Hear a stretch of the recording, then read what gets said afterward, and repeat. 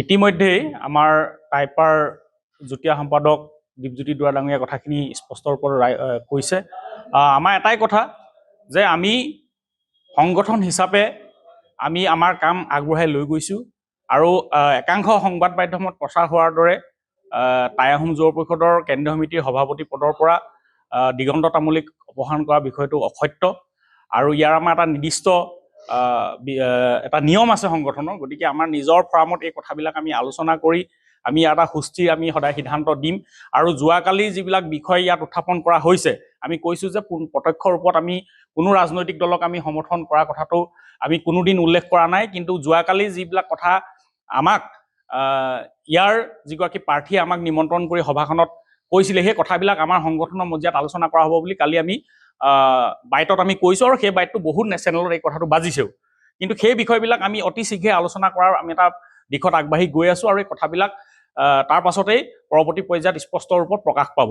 কিন্তু আজিৰ তাৰিখত মই ক'ব বিচাৰোঁ যে টাই আহোম যুৱ পৰিষদৰ আজিৰ তাৰিখত মই সভাপতি হিচাপে কাম কাজ কৰি আছোঁ, আৰু অনাগত দিনত আমাৰ টাই আহোম যুৱ পৰিষদৰ যি নিৰ্দিষ্ট নীতি নিয়ম আছে, সেই নিৰ্দিষ্ট নীতি নিয়মৰ মাজেৰে আমাৰ সংগঠনটো পৰিচালিত হয়। আমাৰ ফৰামত যিকোনো বিষয় তাত আমাৰ উত্থাপন হয়, আৰু এই আভ্যন্তৰীণ বিভিন্ন যিবিলাক বিষয়, এই বিষয়বিলাক যেতিয়ালৈকে আমি এটা প্ৰেছ বিবৃতি বা আমি এটা নিৰ্দিষ্ট বৈধ প্ৰক্ৰিয়া যেতিয়ালৈকে আমি বাহিৰ কৰি নিদিওঁ, এই কথাবিলাক বিভিন্ন মাধ্যমত প্ৰকাশ পালে মানে এটা বিভ্ৰান্তিৰ সৃষ্টি হয়। গতিকে এই বিভ্ৰান্তি সৃষ্টি নকৰিবৰ কাৰণে আমি সকলো পক্ষক আহ্বান জনাইছোঁ, আৰু আমি আমাৰ কৰ্মীসকলকো আশ্বস্ত কৰিব বিচাৰিছোঁ যে টাই আহোম যুৱ পৰিষদ আগৰ দৰে শক্তিশালী আৰু ঐক্যবদ্ধ সংগঠন হৈ আছে।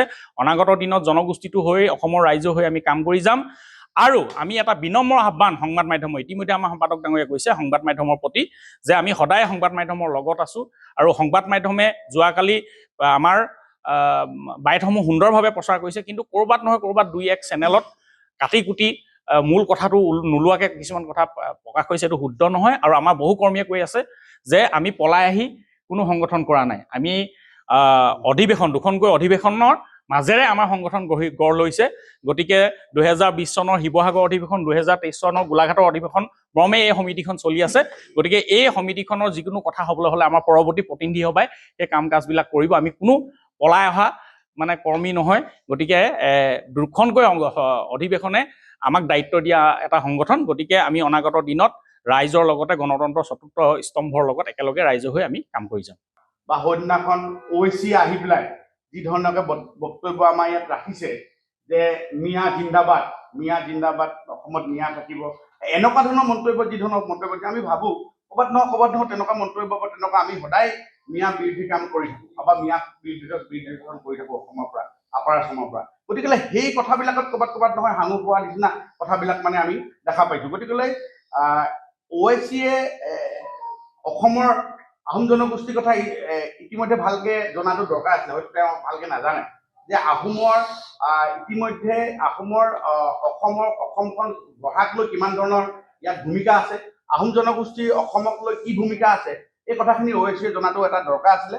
আৰু OACয়ে সম্ভৱ আহোম জনগোষ্ঠীৰ কথাটো নাজানে যে 17গৰাকী আমি তেওঁৰ যিখিনি পূৰ্বমূলীয় বংশৰ মানুহ আছিলে, পূৰ্বমূলীয় বংশৰ মানুহবিলাকক আমি 17গৰাকীক খেদাইছোঁ ইয়াৰ পৰা। গতিকে তেওঁ নিশ্চয় কথাখিনি জানিব লাগিছিল, হয়তো তেওঁলোকে অৱগত নহয়। আমি ভাবিম যিকেইজন ব্যক্তিয়ে ইয়াত OACক অসমলৈ আনিছিলে, সেই ব্যক্তিকেইজনে তেখেতক যাতে বুজাই দিয়ে আহোম জনগোষ্ঠীটো অধ্যবদ্ধতা কি, আৰু অসমীয়া খিলঞ্জীয়াৰ যি ভূমিপুত্ৰ খিলঞ্জীয়াসকলৰ অসমৰ কি এটা কি ধৰণে জীয়াই বসবাস কৰে, কি ধৰণৰ তেখেতলোকৰ ভূমিকা আছে, ভূমিকাবিলাক তেখেতক বুজাই দিয়াটো এটা দৰকাৰ আছে বুলি আমি ভাবিম, যাতে আগন্তুক সময়ত OAC নিচিনা ব্যক্তিক যাতে অসমলৈ নানে, এনেকুৱা ধৰণৰ কথা। আৰু এটা কথা ওলাই আছে যে অখিল গগৈৰ পৰা দিগন্ত তামুলীক বহিষ্কাৰ কৰা, বা এই পত্ৰখনত যি ওলাই আছে, এই বহিষ্কাৰ কৰাৰ ক্ষেত্ৰত আমি দেখিছোঁ যে কোনোবাই মানে বিধায়কৰ পৰা 10 লাখ টকা মানে লোৱাৰ এটা কিছুমান মানে এনেকুৱা এটা বাতাবৰণ, এটা কথা ওলাই আছে। এই কথাবিলাক একেবাৰে অশুদ্ধ কথা। এনেকুৱা ব্যক্তিৰ পৰা, কোনো ব্যক্তিৰ পৰা আমি কোনো টকা পইচা লেনদেনৰ কোনো কথা নাই। তেনেকুৱা ব্যক্তিৰ পৰা যদি আমি টকা পইচা লওঁ, তেনেহ'লে আমাৰ জনগোষ্ঠীয় সংগঠন আমি কেতিয়াও কৰিব নোৱাৰোঁ। আমাৰ জনগোষ্ঠীয় সংগঠনৰ আমি যদি ক'ৰবাত আলোচনা কৰিবলৈ আমি যাওঁ, তেনেহ'লে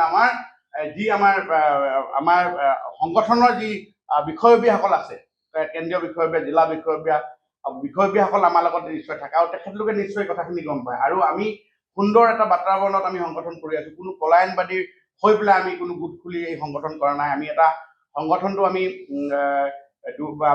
যি ধৰণেকে আমি শিৱসাগৰত যি অধিৱেশন হৈছিলে এই অধিৱেশনত বৃহৎ সংখ্যক মানুহে আমাক দায়িত্ব দিছে। গোলাঘাটত আপোনালোকে জানে আমি বৃহৎ সংখ্যক মানুহ কমচে কম আমি 15,000 মানুহ তাত আমাৰ 15-20,000 মানুহ আমাৰ গোট খাইছে বৃহৎ সংখ্যক মানুহ।